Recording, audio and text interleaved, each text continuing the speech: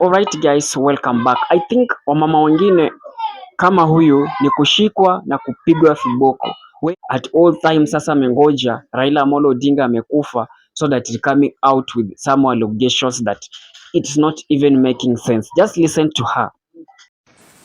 I really feel so bad that Aida can never remember people who helped her when she was really in need. People who really cared about her when she was really in need. And yet, there are so many things that we have covered up about her life. You see, Raila was just a loving man. He loved the children because Jaramogi told him Aida cannot use her fingers to satisfy herself. So if Raila's brothers looked after Aida while he was in prison, he should not complain. All the children that Aida has received while he was in Raila's custody, those are his because Raila is the one who paid the dowry. So that is what Jaramogi told Raila when he came back from prison. When he comes back and find there's another baby, when he comes back and find another baby. So Odinga told Raila, you cannot chase this woman away because she has been waiting for you all along and these are all your brothers. Is there any brother of yours that have come to claim any child? These are all your brothers. Is there anybody who have come to claim the child? Because those are your properties now. So look after the kids. And that is what Raila have done. He has been looking after the kids of Aida, whether they are his or not his. He has been looking after them as his own children. That nobody could ever know that Aida had children elsewhere and brought the children to Raila. So I'm requesting Winnie, you cannot torture the children of Jaramogi. Like now, Agola's children, or Osewe's children, Gaudensia Dea's children, Susan's children. Tell your mom, please, tell her, that Anyango have said you must release the title deeds and all the properties in Nairobi. Release the title deeds and the properties are in Nairobi. Release it to the Oginga Odinga's children. Because Gaudensia there has two kids there, I know. Susan has 2 children there, I know, that are now being ignored. Even during the funeral of Raila, none of them were being recognized. Aida has kept you people in the front line. Leadership. You should know that that leadership cannot come to you people because that leadership belongs to Joka Khan. So, Nyikwa Joka Khan, the children, like the children of Oburu, can get those leadership. Children of Gaudensia there can get those leadership. Children of Susan can get that leadership because the covenant between me and Jaramogi Oginga Odinga and Mary Juma was there.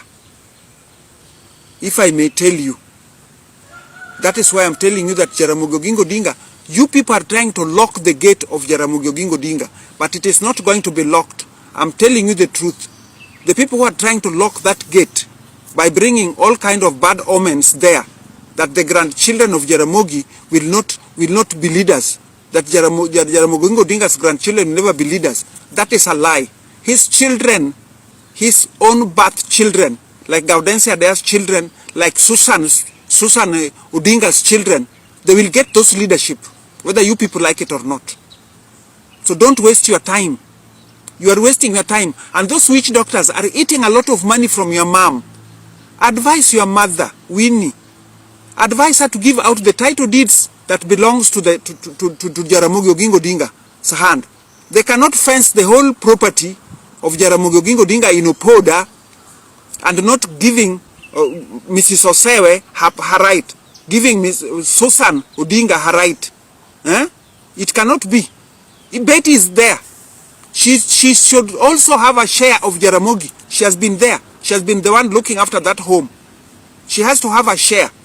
Now, why would those houses in Nairobi, in Kileleshwa, in Lavington, in Langata, are kept by your mom? She's giving to her friends. Whoever she loves, she would give those properties. And yet Jaramogi Oginga Odinga is the one who fought. The last money that Jaramogi got from American embassy, that Oginga Odinga was a peacemaker. When I told the Americans that Jaramogi Oginga Odinga would be the one to work together with Moi and Kenya will not have any war. So they called Jaramogi in American embassy, and he was asked if he is ready to do that. He accepted. That is how the houses in Kileleshwa got, the houses in Lavington, even the house you are staying inside now, Madam Aida. That house in Ngong. That is where Jaramogi was supposed to stay, but you jumped inside that home and denied Mzee his right and left the house you are supposed to live in Lavington, gave it to Mzee to come and live in Lavington. So we accepted. I know all these things. You remember that when Odima told you, just ask your mom, that did Odima tell Aida about a project that I was doing in my village here, about a school called Nyanginja Primary? That was my gift. After Jaramogi Oginga Odinga was given 3 bank accounts by the Americans, school fees account, political account, and personal account, Aida became the signatory because she was the personal assistant of Jaramogi. Now all this money are there. Now you find Agola's children are struggling as if their grandfather was in poverty. He was a very lucky man because he got lucky women. He got my sister Mary, was very lucky. He got me, I was very lucky. When Mary told me in my dreams to go and look for those Wazungus to come and help Mzee, that is how I came to get an air ticket sent to a priest here to take me to America. I should go to the Holy Land, visit the Holy Land. That priest should take me to Holy Lands to visit all those places. Then I go to New York. I was in New York. The same old man that have made me this home here, Mr. Walls, he was a chief editor for United Nations here in Kenya. That he wrote a book about, he wrote a book here about desertification of the world. He's the one who did in 1977. That is how he came even to meet Henry Albert Fosbrook. That is the second money that Jaramogi Oginga Odinga received that now took him out of poverty. When the government had already put him in poverty, that even Ajip House could not be paid. Even his house in Milimani was auctioneers went in. So when I went to America, is when I got these Americans, the global committee that financed Mzee through the American embassy here. That Mr. Walls was their chief editor in New York. And I told them the story about Jaramogi Oginga Odinga, and they accepted. So when they investigated, they found that it is true. Oginga has a good heart. He will work together with Moi, that war will not be in Kenya. Aida, were you not the one who organized about Ugandans to come and help you people to come and withdraw Moi from the government? Were you not the chief organizer of that? Until now, I know very well that you are attached to so many government officials. You are so much attached to them. They are still under you. They are under your pay. That is true. If Mr. William Somaya Ruto does not look at you twice, I'm 100% sure he's going to get a headache. So he has to look at you twice, because you have some of his officials under your hand,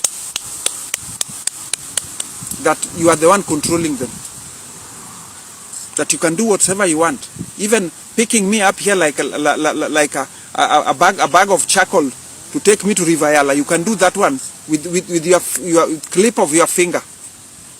A clip of your finger, you do that. So I'm just requesting that please, Madam Winnie, tell your mother to release the title deeds that belongs to Jaramogi Oginga Odinga. Tell Oburu, Dr. Oburu, who is a money maker, when your mother gives Oburu money, he will shut up. He does not even act like he's the elder son in that compound.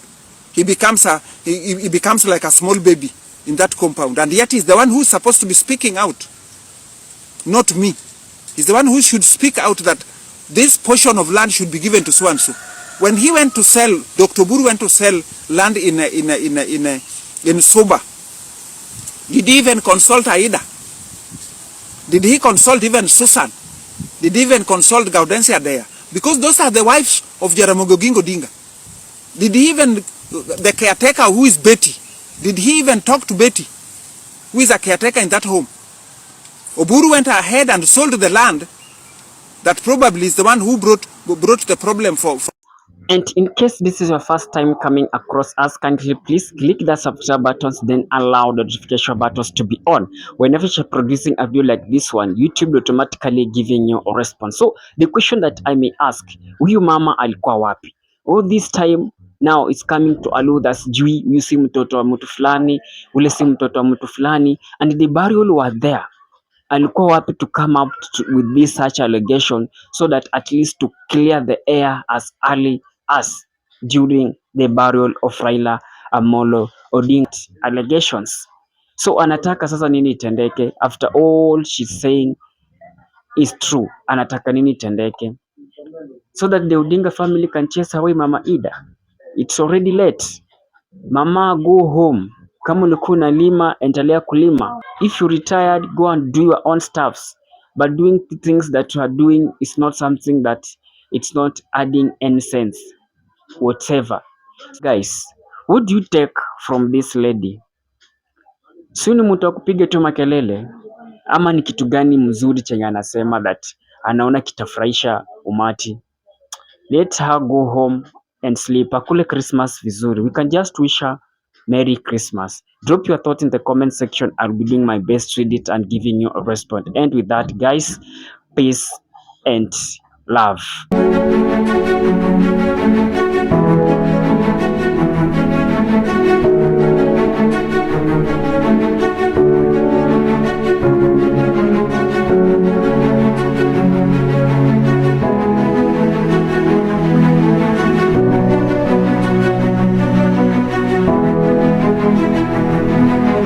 And with that, guys, thank you for choosing Kenya Political Brief as your primary news platform, more so on politics. Kindly please share this video to a friend.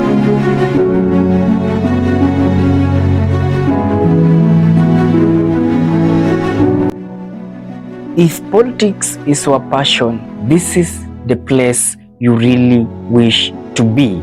Kindly subscribe. Bye bye.